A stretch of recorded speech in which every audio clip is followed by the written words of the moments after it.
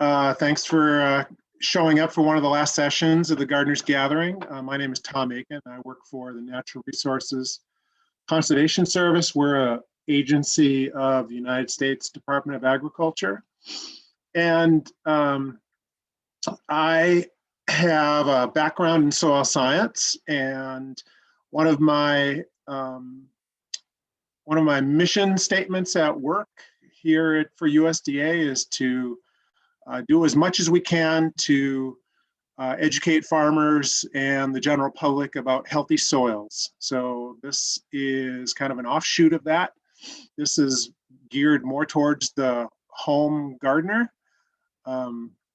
Just a little bit about myself. I am based in the Amherst office. However, my wife and I live in West Roxbury. I was a member of the Southwest Boston Community Garden in Roslindale, right off of Cummins Highway. Unfortunately, I had to give up my garden plot because work was a little too demanding, and I was traveling all across the state. So hopefully when I retire, I can resume gardening in Roslindale because I really enjoyed it. And my yard in West Roxbury is nothing but shade. So not an awful lot of gardening opportunities there unless the tomatoes are on wheels.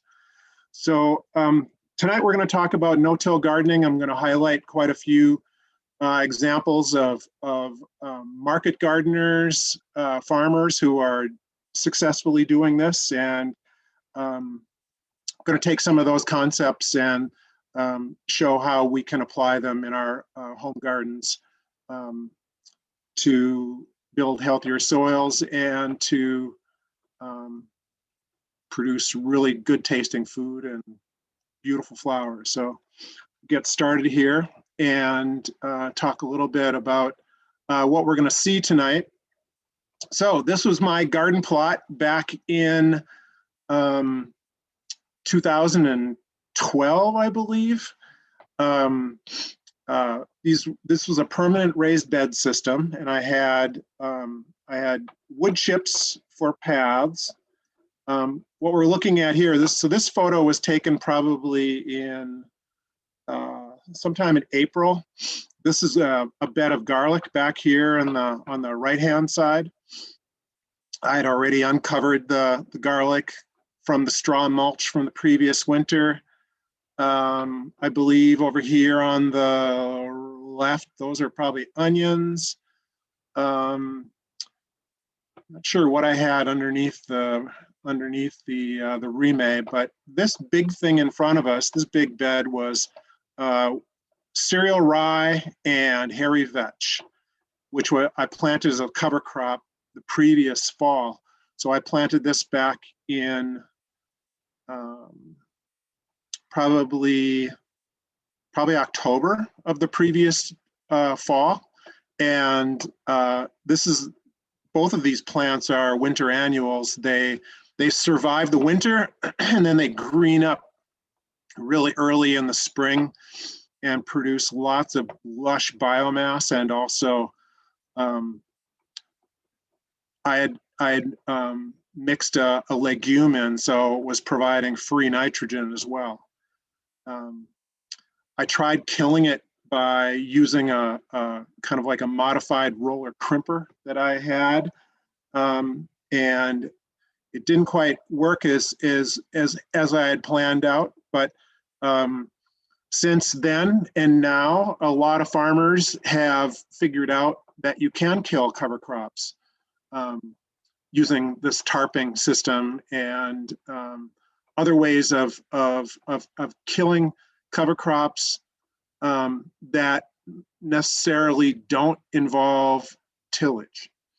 So some of the things that we're going to see tonight, some of the common threads that we're going to observe from most of these examples that I'm going to present are these farmers are using organic management techniques.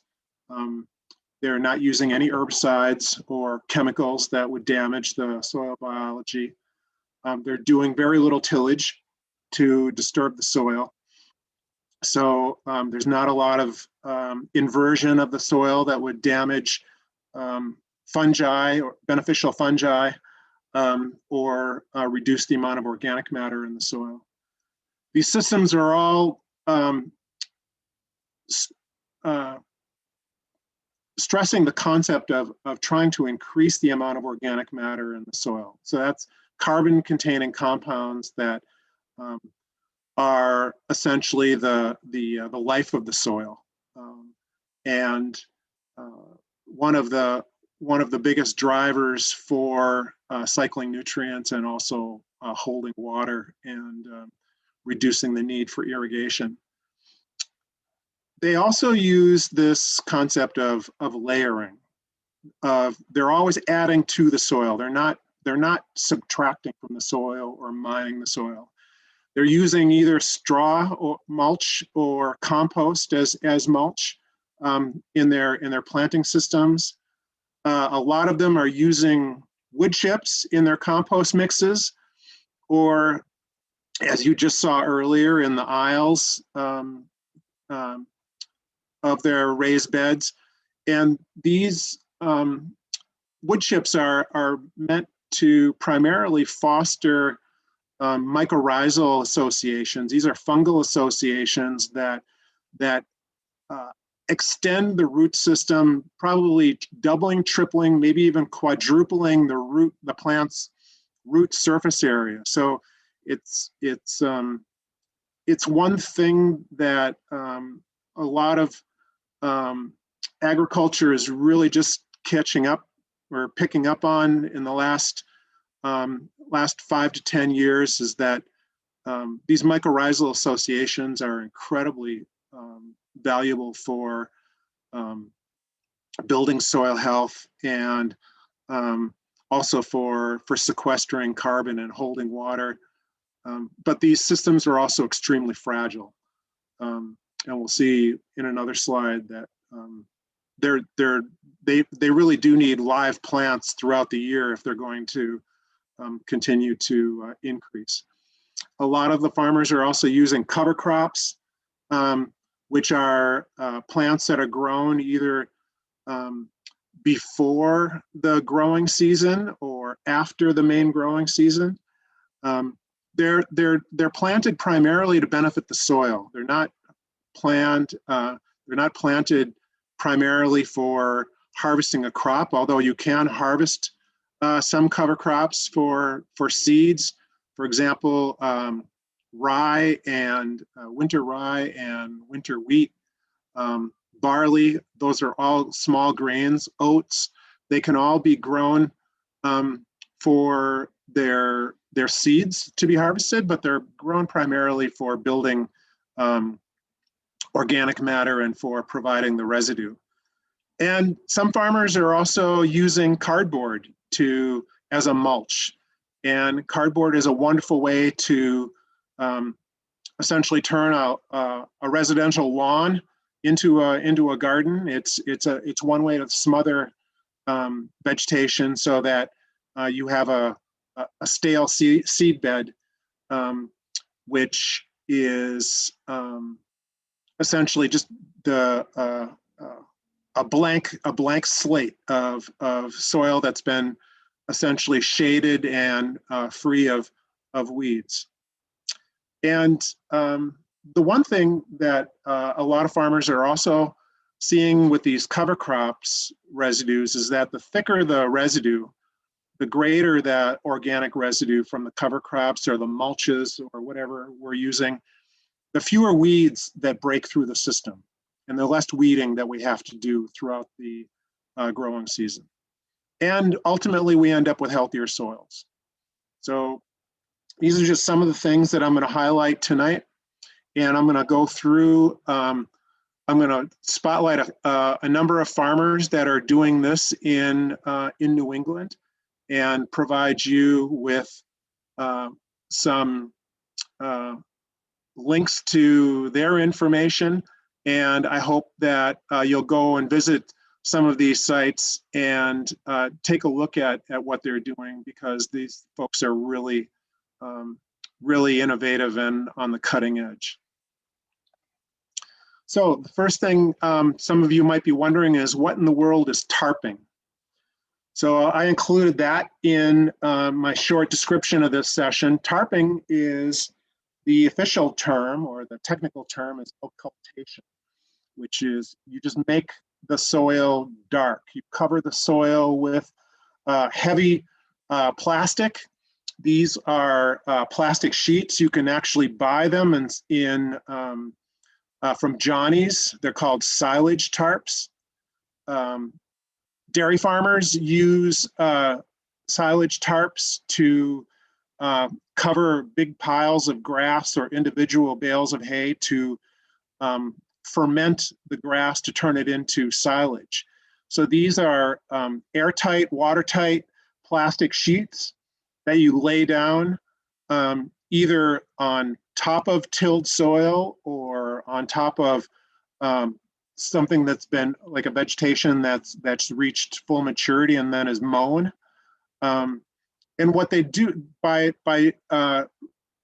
keeping light out, you're causing dark growth to get initiated underneath that tarp. It'll warm the soil up. It'll cause weed seeds that are near the surface to germinate, and they'll essentially die because they won't be able to photosynthesize because they're under 5 mils of plastic sheeting.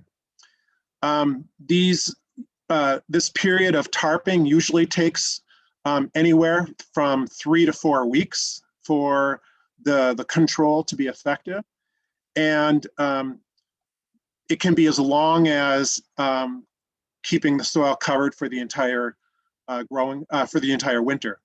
Now, you can do this on individual raised beds. You don't necessarily need to buy a 25-foot sheet, 100 feet long to accomplish this. But the one thing that we really need to keep in mind is that we should be using plastic that's photostabilized, that's UV resistant, so it doesn't break down. Because if it is UV vulnerable, then it'll break down after several weeks or several months of exposure to the elements, to the UV rays. So what this does is it essentially creates that stale seed bed. You pull back this tarp and you'll see bare soil.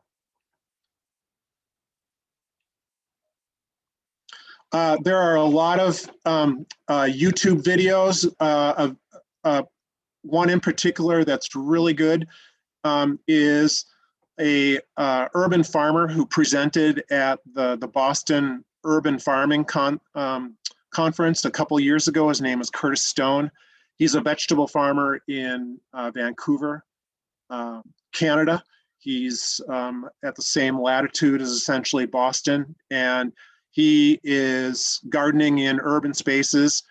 And you can see, this is actually a farm tour that he was giving in Tennessee, but you can see strips of soil covered in that plastic that is essentially taking the place of tillage and creating those seed beds that you could plant directly into. So that's another really good website that has a lot of good information on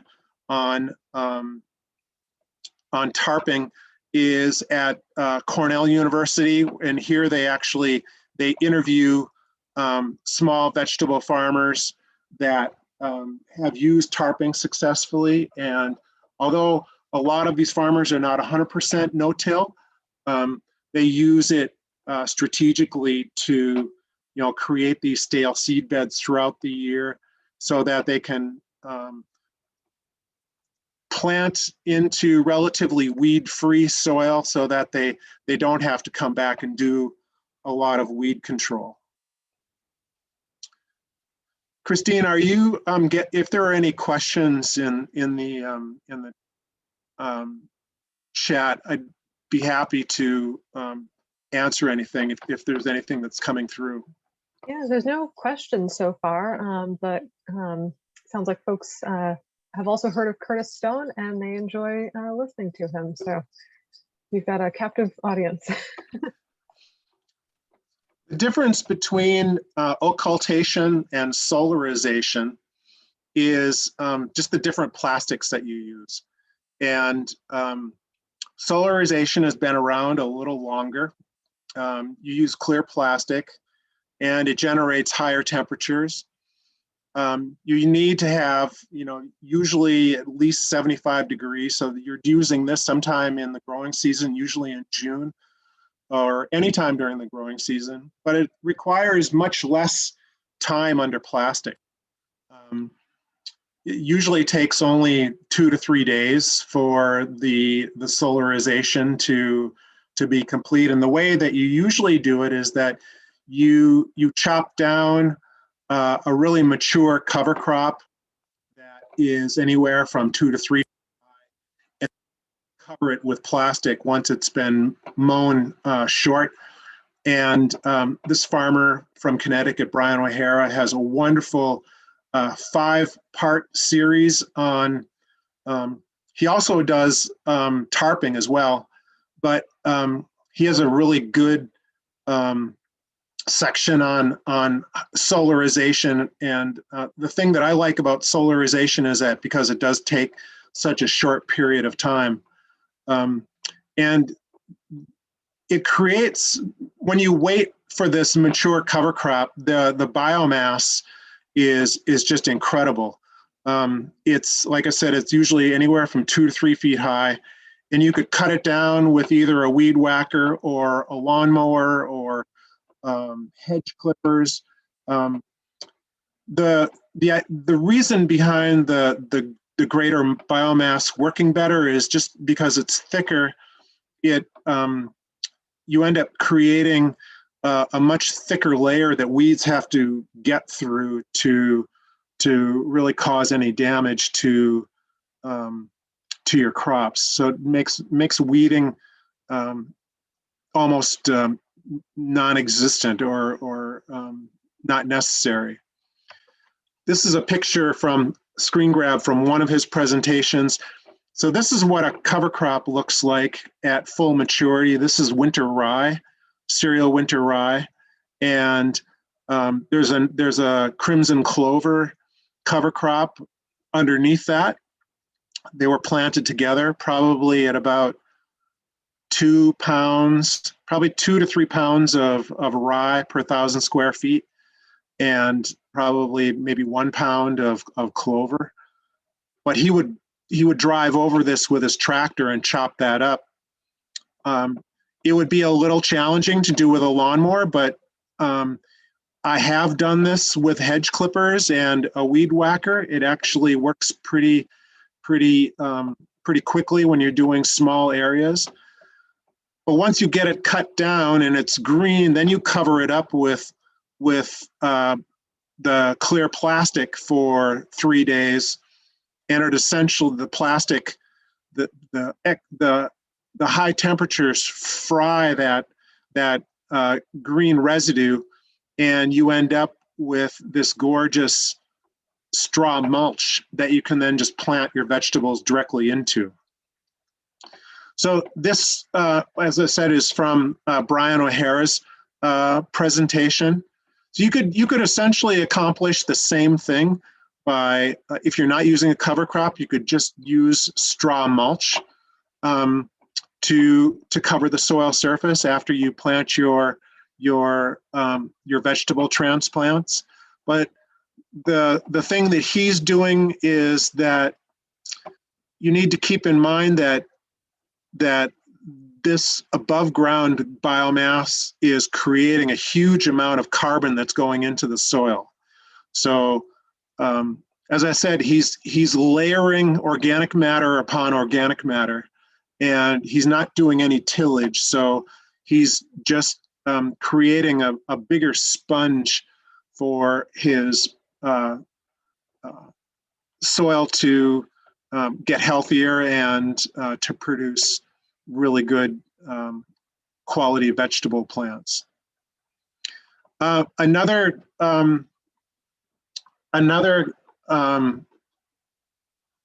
method of tarping is using the cardboard method, and that's where you cover the soil with sheets of cardboard and then plant directly through it and then mulch over the top of that cardboard.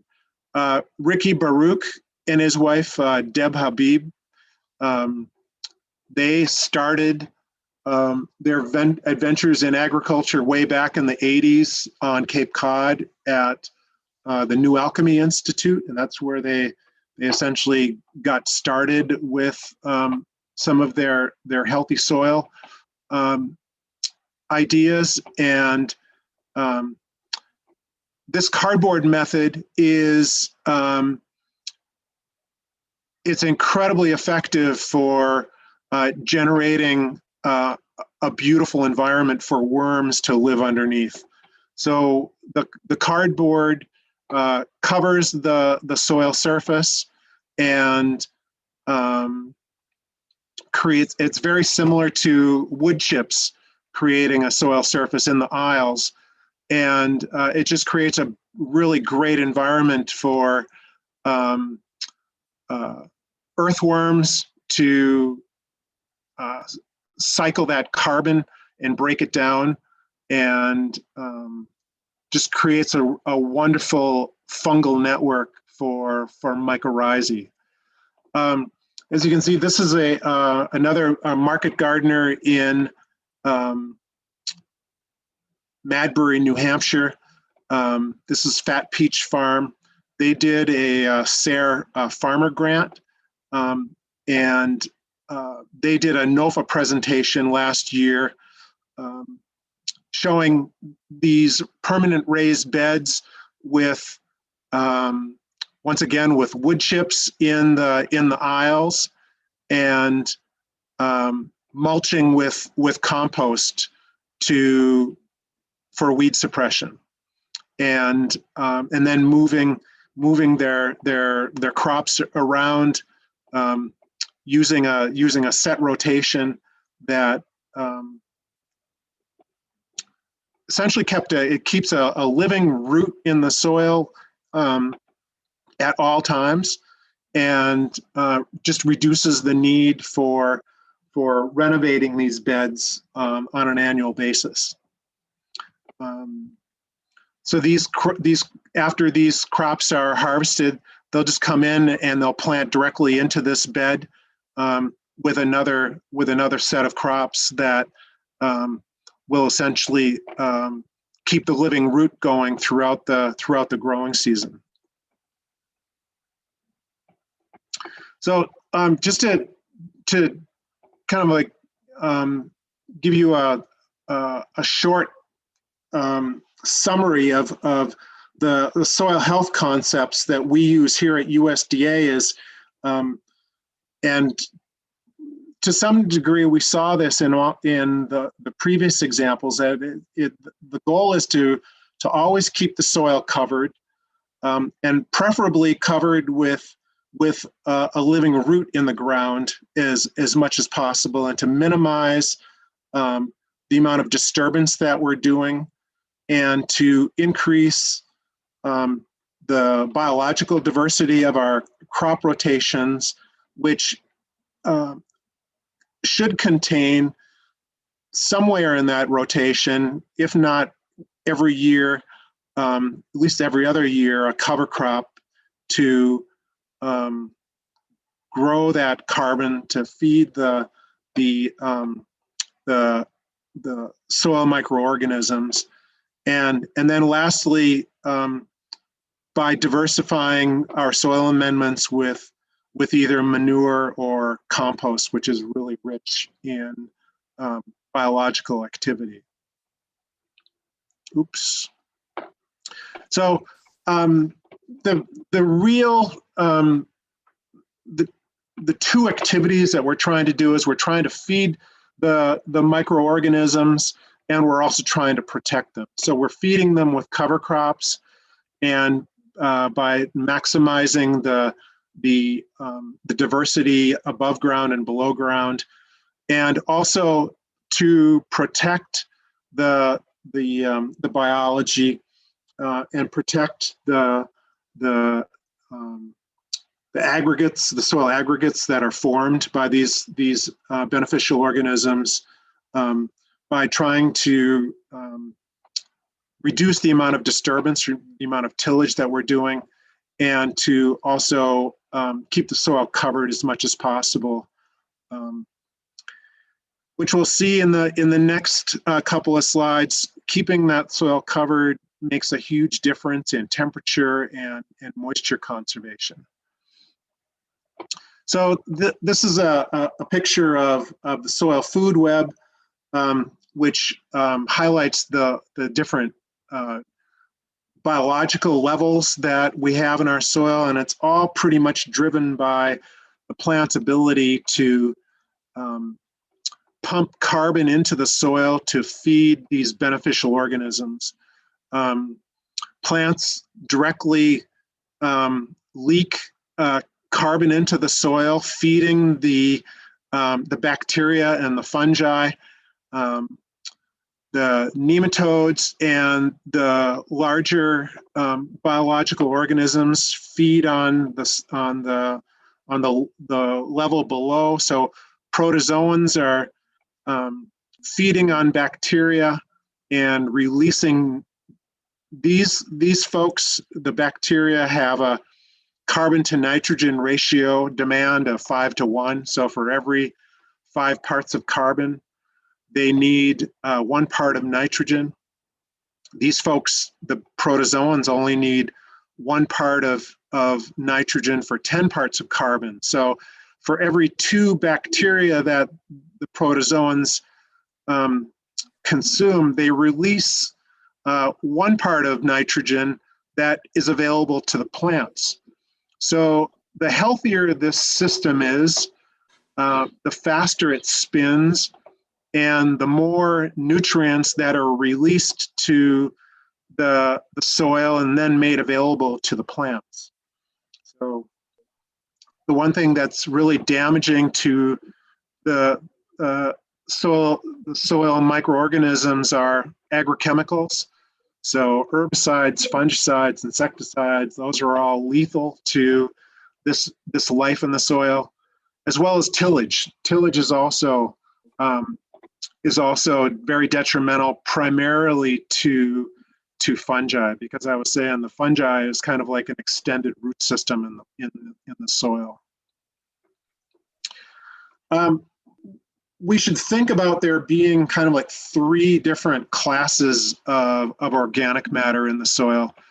You know, organic matter in the soil is usually only 1 to 6%, sometimes 10% of the total soil volume. And of that 10%, that 1 to 10%, majority of it is dead. It's just stable carbon called humus that forms the structure of organic matter. This readily decomposable fraction is anywhere from 7 to 1/4 of the total organic matter. And this is really the food that is necessary for this living fraction of the soil. The living fraction of the soil is the bacteria and the fungi, and they're feeding off of this carbon that is getting leaked from the plants and from the readily decomposed material that's getting dragged into the soil by earthworms and things that are essentially moving organic compounds around in the soil, like earthworms decomposing wood chips, for example. But the more food that we can create for this living fraction, the healthier our soil is going to be. So we do want there to be stable organic matter, but oftentimes we see, particularly home gardeners, they focus a lot on only providing compost to their soil. And compost does have some readily decomposable material, but by the time, and this, if you listen to Brian O'Hara's talk, he really stresses this, is that they don't add finished compost to their soil. They add compost that's still breaking down. And because when it's still breaking down, it still has a lot of food in it available for the bacteria and the fungi. So the more food that we put into the soil from these plant sugars, the healthier this living part of the soil is going to be. And this gives you a better, this is a real, we're getting down into the nitty gritty, but this is a plant root. And when a plant root grows into the soil, there's this cloud of sugar that is getting exuded, is getting exuded by the plant, and it's pushing carbon that came from the photosynthesis process, the process of converting carbon dioxide into simple sugars, into glucose. And it's essentially feeding the organisms around that root tip. And this is going on in three-dimensional, remember. So wherever you have sugars leaching into the soil, it's creating this world right around the root hair where all of these fungi and bacteria and small mycorrhizae thrive. And it's tillage and our agrochemicals that destroy this environment that's right up close next to the root. So if we can have an organic atmosphere that is undisturbed, this entire world down here is going to be much happier. You're going to have more carbon coming into the soil. And the other thing that we have to remember is that this is a mutualistic arrangement. The plants are secreting sugar into the soil, and the mycorrhizae and the bacteria are essentially mining the soil and bringing things to the plant. And here's this is a schematic of mycorrhizae in the soil. There are two types of mycorrhizae. There are mycorrhizae that actually grow inside the plant, and there are mycorrhizae that only live on the exterior of the root sheath. But these mycorrhizae are like I said, it's a web of channels and filaments that move water and nutrients in the soil further away from the root that make the nutrients available to the plant. And it just creates a much healthier plant and a much more healthy soil ecosystem. So, and like I was saying, all this is this whole thing is disturbed with tillage. So, the idea is that we try to keep the soil covered with either plants or mulch throughout the growing season, so that we're feeding that soil biology. So one of the ways that, as I was saying with no-till, no-till is a system that it cools the soil, and by keeping this soil covered and essentially shaded for the most part, we're reducing the soil temperatures dramatically.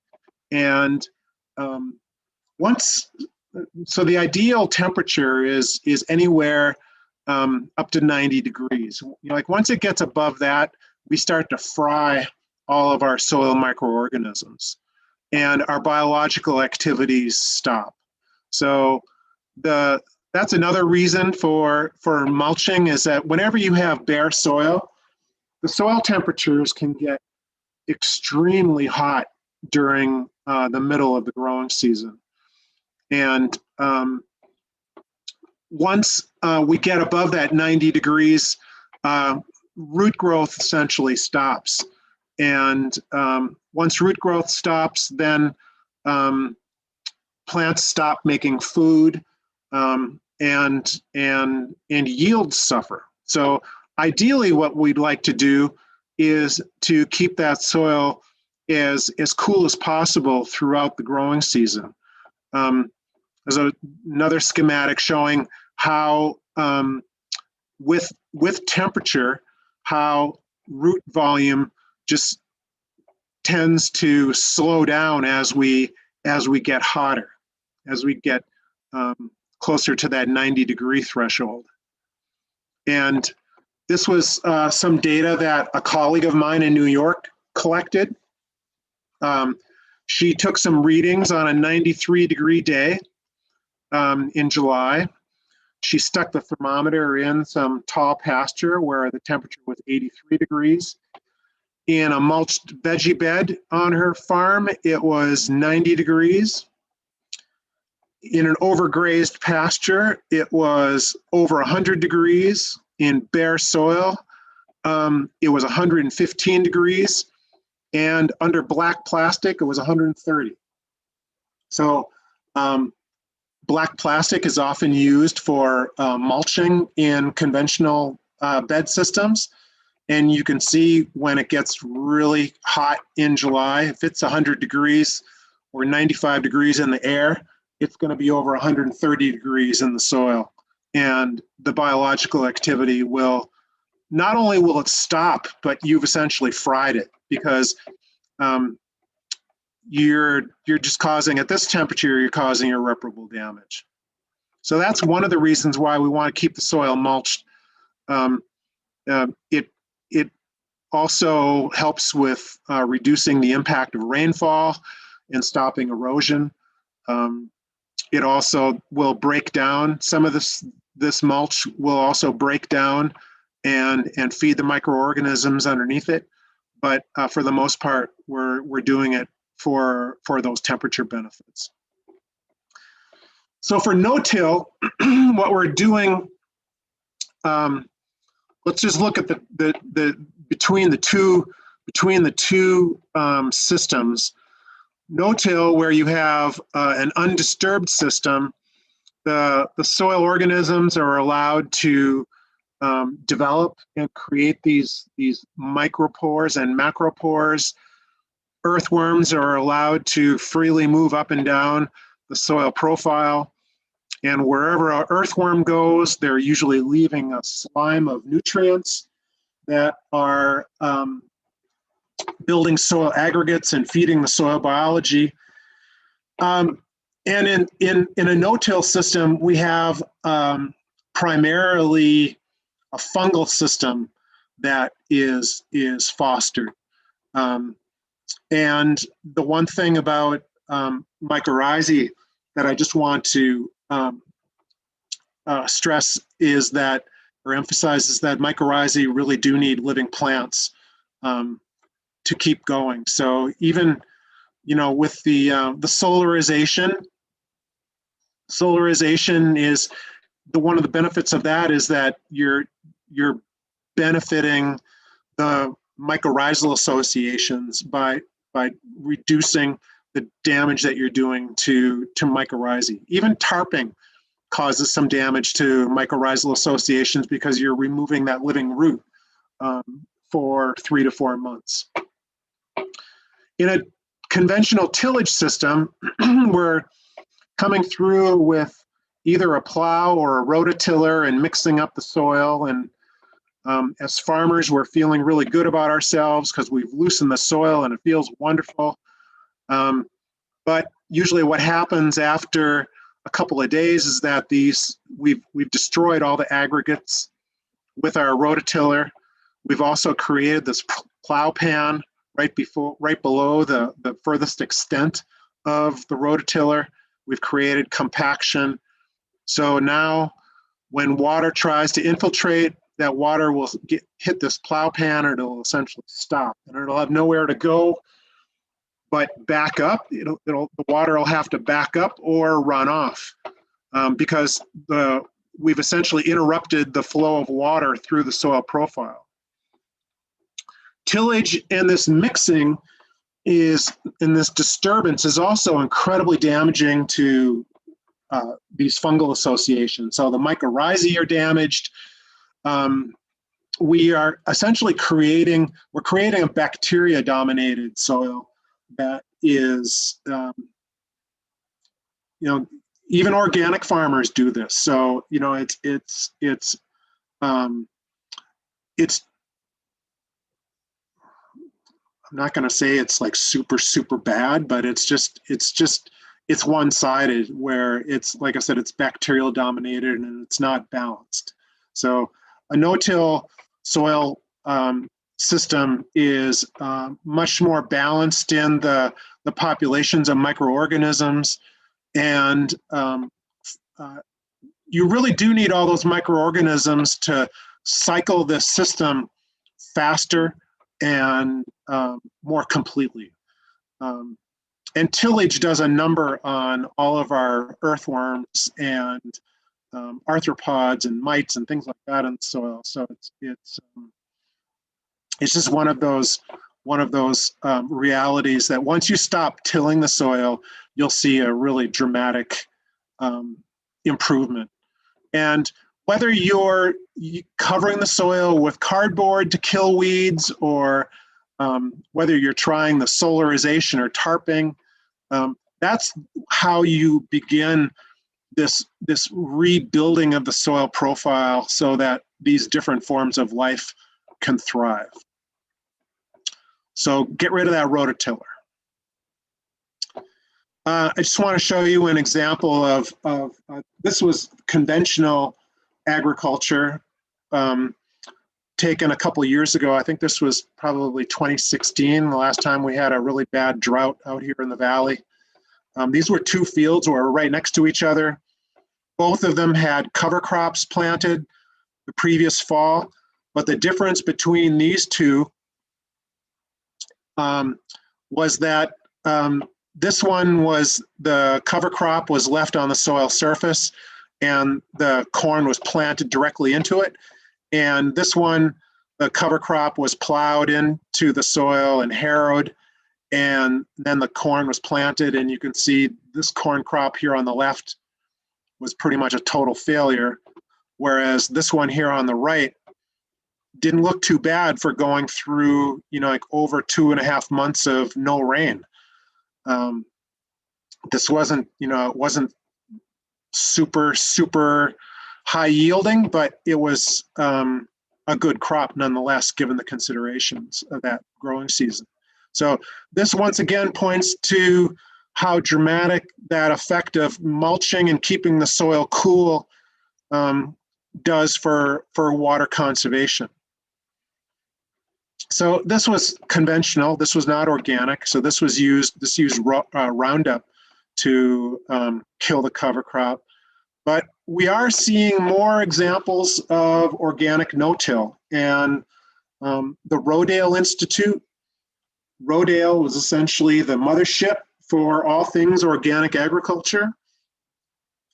They developed this system of flattening. This once again is a cover crop here in the front, and a big rolling pin, flattening that cover crop, putting down a nice mat, heavy mat of residue. So when something is approaching flowering, the plant is ready to be killed, or it's ready to die. So by flattening it, this cover crop will turn brown all by itself if this is done when the seed heads are just after flowering, and the seed heads are starting to form. And there's a planter right behind this tractor that's planting the corn directly into the soil. So this eliminates the need for herbicides, and it creates a it's fostering that organic soil environment that I was speaking about earlier. So on a smaller scale, we can do this by planting cover crops on our individual raised beds in the garden at different times of the year. We can use cover crops either early in the spring. A really great cover crop, I'll show a picture just in a little while, to plant now, this time of year, like right now, a really good time to plant, is peas and oats. That is a wonderful cover crop that will get started, and you can plant it now. And it's really, it grows fast in the cool spring. It improves soil health. But the biggest thing is that it smothers weeds. It'll create this huge amount of biomass that if you plant it thick enough, nothing will get through it. And I'll show that in, let's see if it's the next slide. Oh, no, this is a slide on the carbon to nitrogen ratios that I just wanted to mention. When you kill a cover crop, as the cover crop matures, it gets a little harder for the soil microorganisms to decompose it. So as it becomes more mature, it'll get lighter green and it'll get a little more woody. What we really want to do is we want to kill it when it's in the vegetative stage, and it's a little more supple, and it's going to break down a lot faster and feed your crops much better. Once you get into the mature cover crop, I'm going to go back to that slide here. This is getting to be fairly mature, and it will not break down very fast. It'll turn into kind of woody straw-like residue, which would be great for mulching. But if you were going to, you could also, on a small scale, you could cover this with a tarp, or you could also cover it with clear plastic, which is using the solarization technique. But I wouldn't recommend that for just beginning. The first thing, if you're going to just get started, I would recommend the peas and oats cover crop. So I'm just going to jump ahead to that slide. And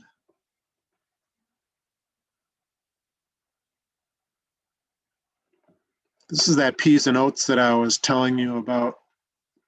If you plant it now, usually in the middle of March, by the middle of May, or maybe even a little earlier, this is what it's going to look like. So this is where you could really go through this easily with a lawnmower and chop it up and then cover it with plastic and essentially solarize it for 2 to 3 days and create that beautiful straw mat that you could plant into.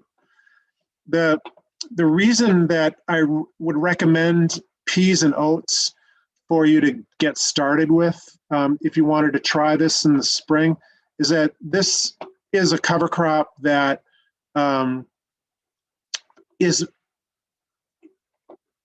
very easy to kill, and it's also it's got that low C to N ratio, which will cause it to decompose fairly quickly, and it won't tie up any nitrogen and cause any problems for the subsequent crop.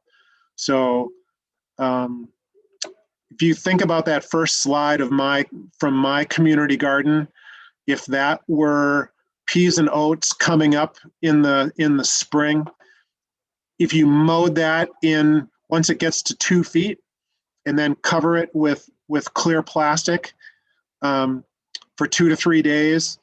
As long as the temperatures were in that 75-degree range, you know, like a warm stretch of May, you would have really good results with creating that beautiful weed-free bed that you could plant into. The seed, you can get cover crop seed. You don't from several places. Johnny's sells it. I'm not positive, but I think Agricultural Hall in Jamaica Plain also carries cover crop seeds. I think some of the garden centers are starting to carry it now.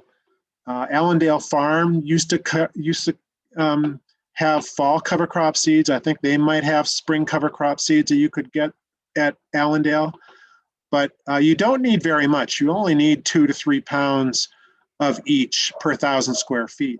So that covers quite a bit of garden space. And I'd also recommend that you start small, just by trying it on individual beds first before you go whole hog. I think it's really good to experiment with some of these cover crop concepts, because winter rye, which is by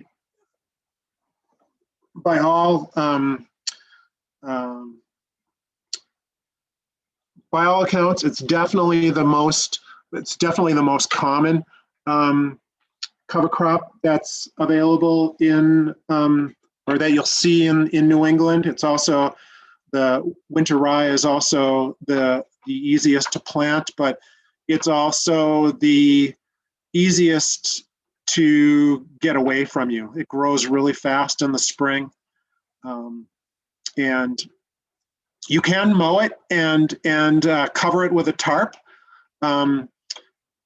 You would need to let it get a little more mature, though, if you're going to do it for solarization, because, as I was saying, it's a little easier to kill once it starts to mature, and it's not going to mature here until probably the 3rd week of May, and by that time it'll be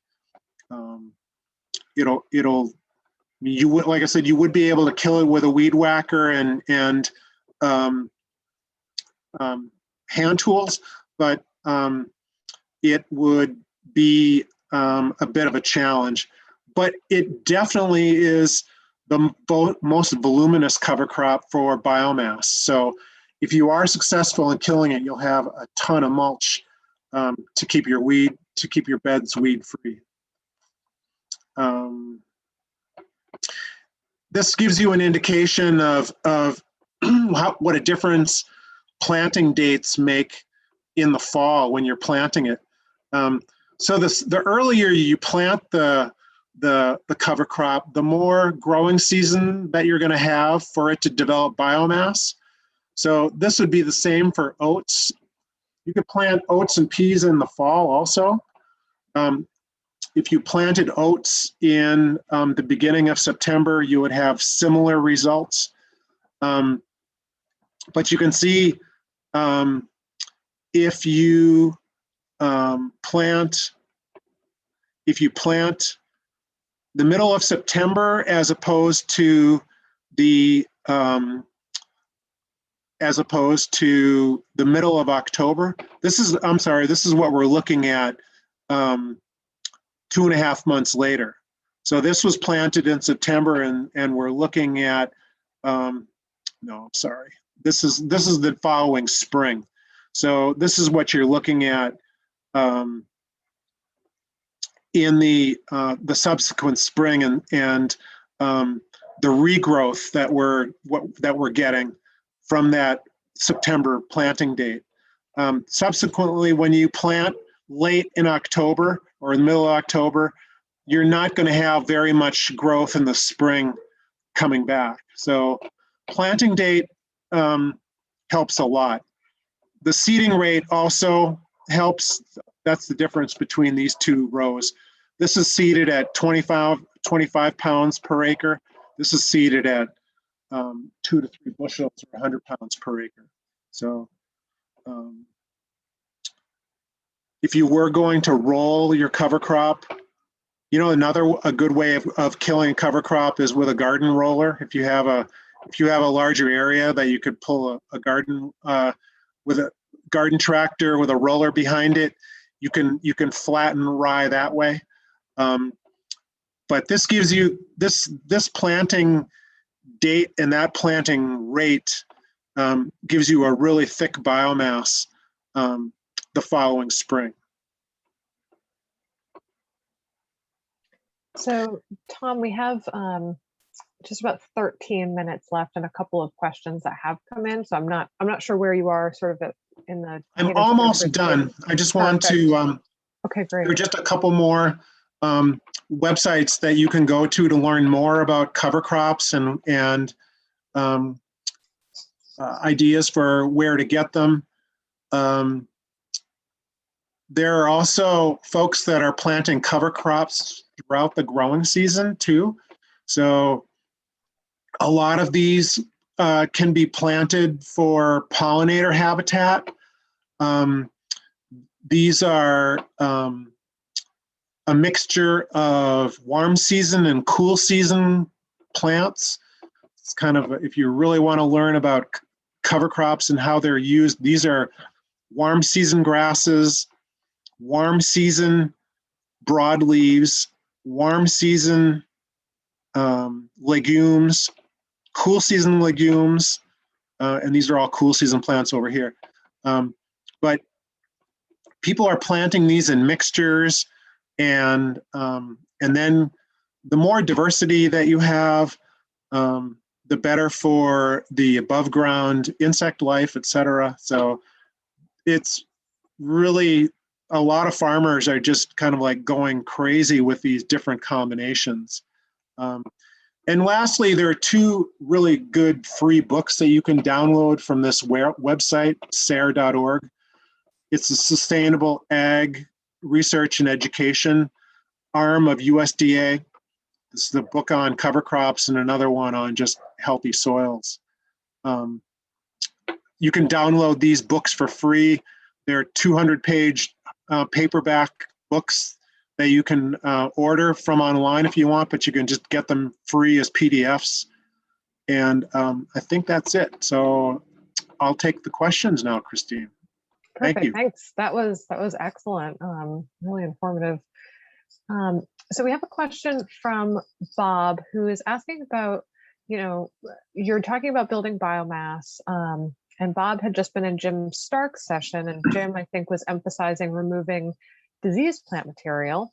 And the question is, does the clear or black plastic kill such pathogens? And do you need to remove those plants that have disease before covering? We also have Jim Stark on this call, and so he actually has, I'll read off his comment to you as well, so you have the full picture here. So Jim replies, I'd like to know that answer too. I've used brief solarization with clear plastic, which has been very effective for weed control.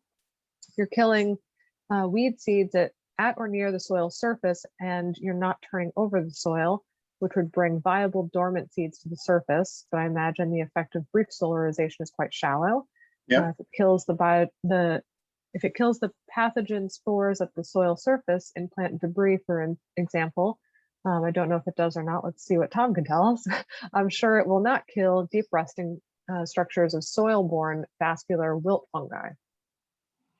That's correct. It's not going, the temperature effect is not that great. But I would say that vascular fungal diseases are a symptom of something else that's wrong with the soil biology. That either you have anaerobic conditions that are fostering that type of environment, or you're growing the same thing that's susceptible to that disease, or the same families are being grown continually.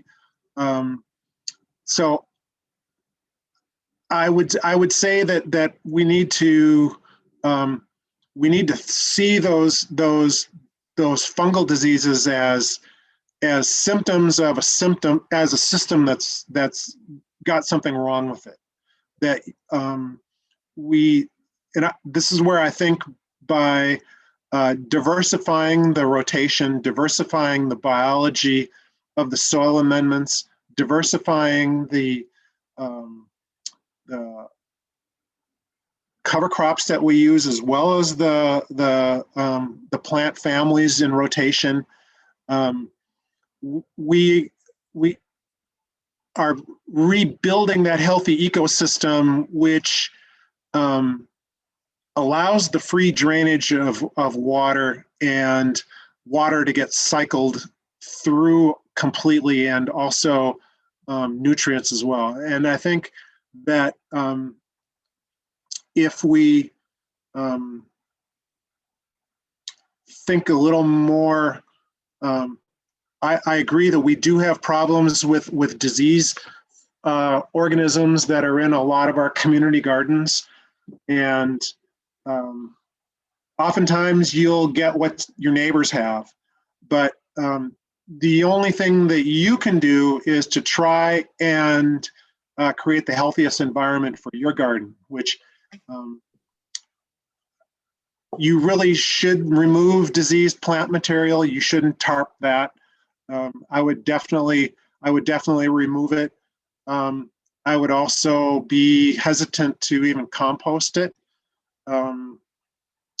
But I also, I'm a firm believer that Mother Nature bats last, and that if you follow good organic farming practices and you stick to the theoretical concepts of how you build a healthy soil, that Mother Nature wins. And we have far greater number of beneficial organisms than we do pathogenic organisms. Pathogenic organisms are a small minority, but unfortunately they get magnified because of poor practices. So just my opinion. Perfect. That was really helpful. Let's see, we have one other question from Jen. She says, of the different methods mentioned for suppressing weeds, the opaque plastic, the clear plastic over the cover crop, and cardboard, for instance, are any more or less easy or appropriate for a smaller home garden and community garden plot? And would any lend themselves more or less to raised beds? I think probably relevant for a lot of people on the call today. Yeah, I would say cardboard is definitely your easiest. And you can mulch over the top of that, especially for getting started. I think what you'll see, especially if you go to that video that I just showed you, just a screenshot of Ricky Baruch's talk that he gave. He actually just recently, he and his wife gave a talk at the Boston Urban Farming Conference just a couple of weeks ago. And it's kind of amazing what cardboard does. And you get the same effect with wood chips. It creates that moisture. And it's kind of like the same concept of if you've ever put a plastic pot on your garden soil, or even, like potted annuals or potted anything in a pot. You lift the pot up and inevitably you'll find a worm underneath it, right? Cardboard is the same way, and it's a haven for worms. And you can, so I would definitely, so at the Southwest Boston Community Garden, we mulched all of our paths between the gardener's paths with cardboard, and then we put wood chips on them. And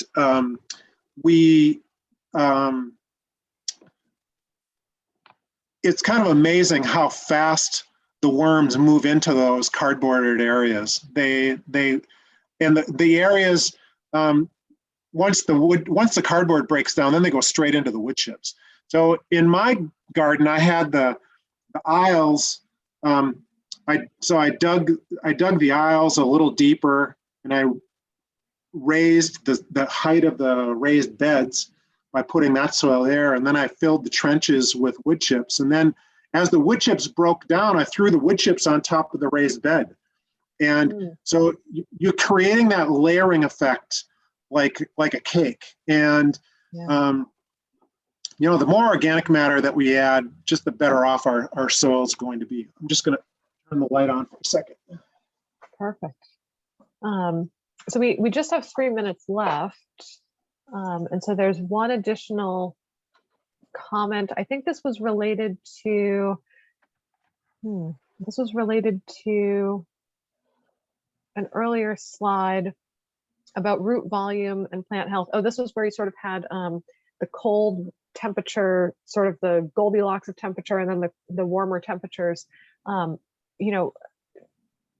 guess just a comment about, surely some plants sort of fall outside of that deviation. Was this applicable to all plants, or, I guess, how should we interpret that? Yeah, that's a really good question, because I made a generalization there that is, there are, you've got your warm season plants and you've got your cool season plants. So broccoli is a cool season plant. It's not going to do well in July. So regardless of the ideal soil temperature, warm season plants like pumpkins and peppers and tomatoes and corn, those are all going to be able to tolerate those hot soil temperatures, or their warmer soil temperatures. So those are the crops that are going to need less of that cooling effect from the mulch. But yeah. Perfect. With 1 minute, if we can aim high here. Somebody who says, what about beds that are partially planted with garlic, which needs to be left until June? So there's you could plant buckwheat in June, or you could plant cowpeas, or edamame or any of the bean family, as a succession plant. One thing that I didn't really give you a lot of examples on was the crop rotation. But Brian O'Hara's, if you go to that NOFA Vermont website, where his YouTube videos are, he has got a PDF of his crop rotation, which is fascinating. And I would encourage you all to go to NOFA Vermont's website to check out not only Brian's YouTube videos, but also his PDF. He's got one on crop rotation. He's got one on Korean natural farming, soil amendments. He's got one on low tunnels. It's really amazing how much information he provided. But those are the cutting edge farmers who are turning New England into year-round food production, and they're the future. And so, perfect. Well, thank you. I think that was excellent. And we're at time, so I want to make sure that we're respecting everybody's time, including your own, especially your own. Thank you so much for a wonderful, very informative presentation. And will you be providing your handout slides maybe to Annabelle? She's, I think, going to be putting them on the site. Perfect. I certainly That'll will. Be great for everybody. Great. So thanks again, Tom. We really appreciate it. My pleasure. Happy gardening. Thank you. You too. Happy gardening, everybody.